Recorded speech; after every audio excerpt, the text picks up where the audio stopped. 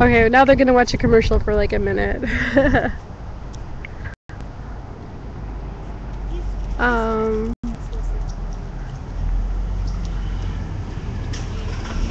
Hi. We have more media here. Yes. They're watching the commercial right now, though. Oh, look at you! You look so professional in your sweater and your Did they nice leave shirt. already? Yeah, the trash out's finished. The cops are gone. The cops are gone when I was here, but look at this lovely fence. I always wait a minute for the. Let me turn this off.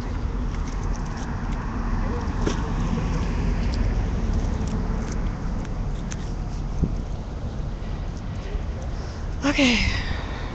All right, the commercial should be over. Hey now, if you're just joining us, we're here in Pasadena, California. We're here at the home of Didi that was her sister owned the home and it was illegally foreclosed. And just today, the investor brought LAPD, or no, the investor came. Pasadena. Okay, the investor came to trash out the house, and Didi called the Pasadena police to come down and. So Didi's belongings are locked inside the house, and these are her vehicles that are locked behind this fence. And the investor plans to dispose of them. Exactly, that's what he said. Wow. And then we also have Carlos Perez is here. Another live streamer, C Perez 777. We'll see if he wants to stream or not. His family just won their foreclosure victory in Anaheim, and I stayed with their family on and on for about a month. And this is Didi. She's a foster mom of 5 siblings. Somebody keeps texting me, and I'm not going to check my text.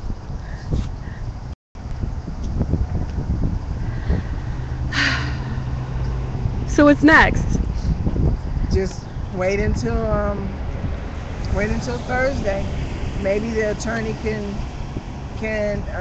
go in court and to do something to stop this illegal act that's happening to me and my foster children. That's what I'm hoping for. I'm praying for. Awesome. And there was a court order that you could stay in the house? No, I'm under bankruptcy. And I was in bankruptcy when the sheriff came. But we had already had an agreement with the bank that they would not evict because until they had till everybody knew exactly what was going on with the bankruptcy and me having a right to be here and all that. And Abdul Khan from Glendora, he actually went to the sheriff's office because he knew I had an eviction because, like I said, Abdul Khan is the owner of the property next door to this property that I'm renting from. So, and I've been knowing him since 2010. Okay, well, I've been knowing him longer, 2008. And he bought the property, and I used to help him with, you know, when the guys were doing work, I would let him in and out, and I knew him on a personal level. And then I had told him, since he's an investor and buy property, I said, could you buy this property, and so I won't have the threat of it being sold to somebody I don't know, because the bank is doing this to people. And he was like, no problem, Didi, I'll do that. So that was back in March. He's been saying he was going to do it.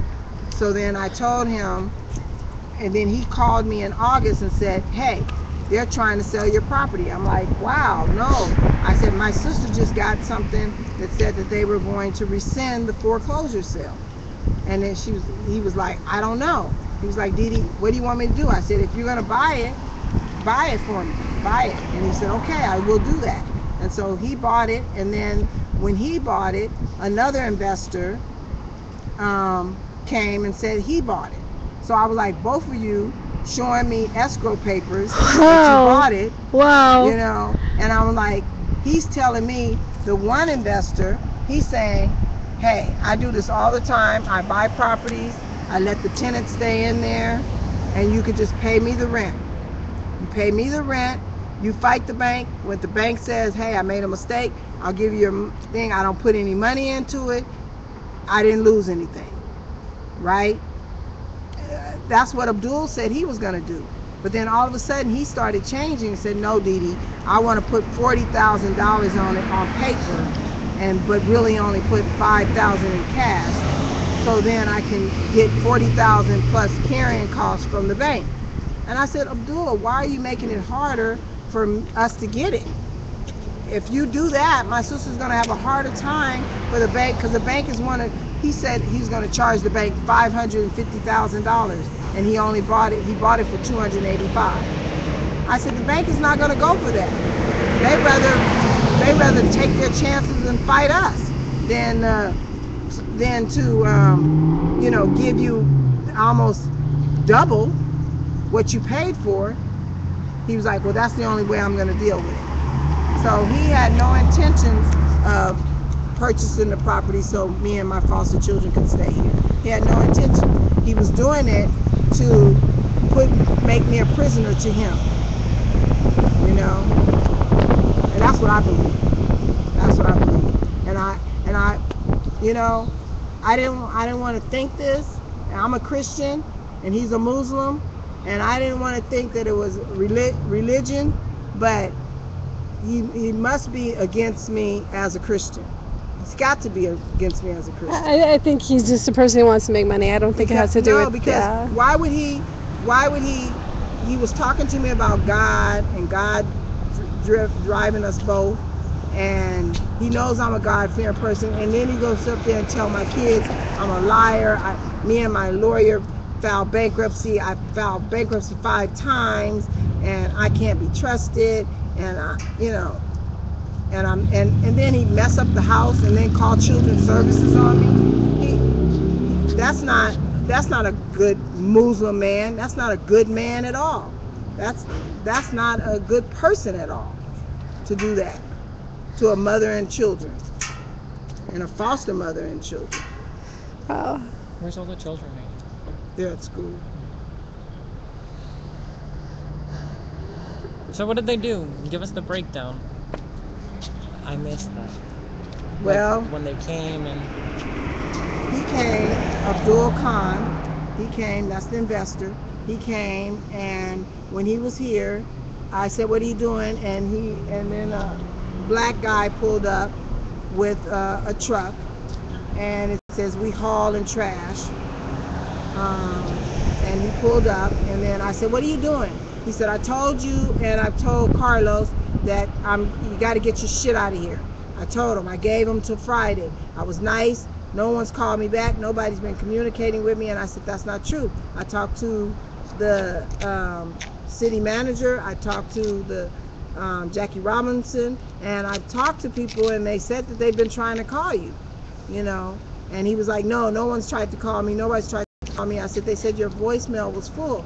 And but they've been trying to call you. He was like, no, I did it long enough. I'm moving your shit out of here, And I was like, why would you do that? I said, Abdul, why would you do that to me and my children? I said, you just told me I could keep my license coming here, and even before this, you said you would let me stay here, and you could do the work while I was in here.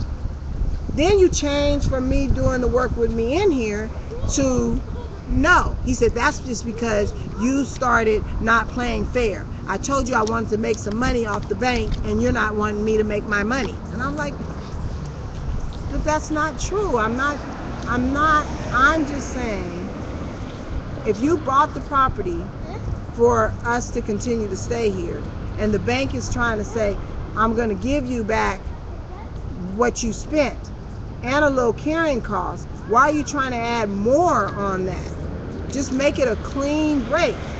It has not even been a month since you became the owner of record. It's not until November 19th that it's been a month. So why don't you at least wait until a month, and then if the bank says, hey, you can have it, then you give them back their property. They'll give you back the property, and they'll give you the money you spent. Why would you want to put more? Why would you want to charge the bank double? He just wants to make money, that's why. Well, I don't. But Okay. not if you're saying that you're doing this for me. He's not doing it for you. Okay. Well, that's the sad part. Yeah. Because you thought he was your friend. Yeah. That's the sad part. Yeah.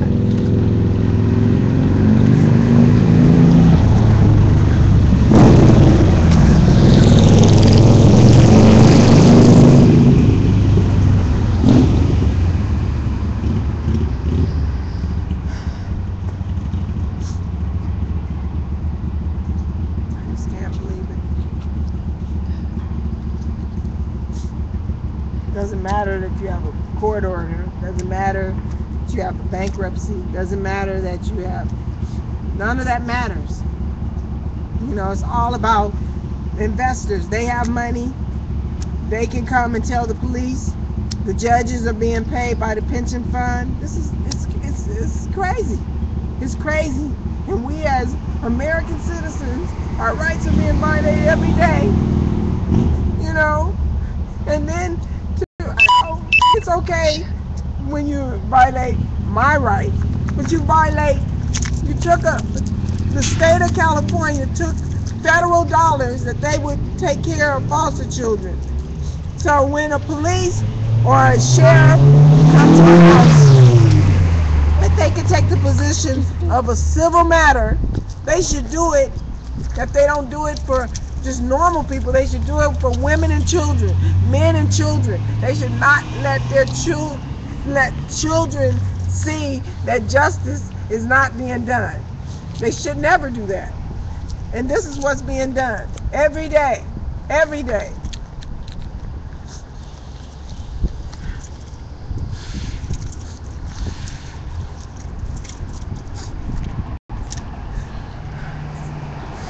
It's really sad. I've seen it a lot in this past like 6 weeks that I've been with Occupy Fights foreclosures. I just keep hearing the same stories over and over again.